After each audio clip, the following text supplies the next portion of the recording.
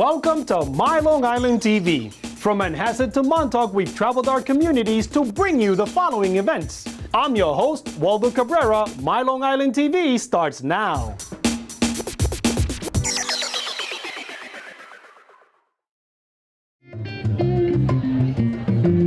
Tonight we're at an amazing reception here at Bloomingdales. We're at the Furniture Gallery at Roosevelt Field Mall. Not only is it an amazing collection that we can celebrate African American Heritage Month, it gives artists, new artists, emerging artists, class artists that have been around for a long time, gives them space to exhibit their work. That's one of the toughest things for artists on Long Island, is that there's just no gallery space. So this was perfect.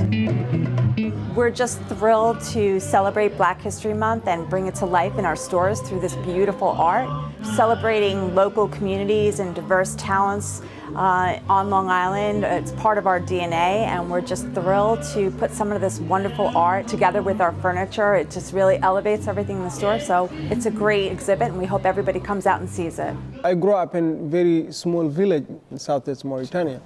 Life in the village, if you are external to that life, you will think that it is a total disorder, no organization, because you see different things coming from both directions, from different directions, like mixed up. If you belong to that life or you know that life, there is an organization, internal organization of the life in the village. I came from a country where art is not very well promoted. It gives me more visibility about what I'm doing here in America.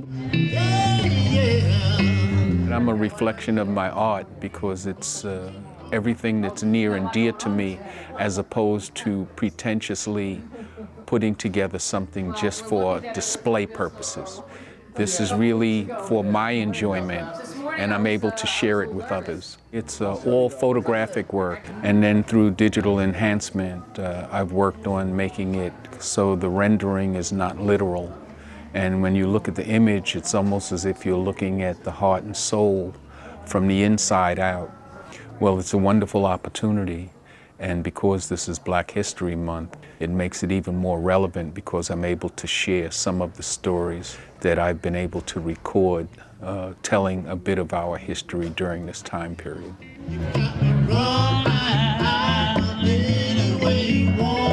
The thing about stained glass is in designing it, you have to figure out whether you can cut that piece of glass or not. And so some of the cuts in this particular piece were quite difficult.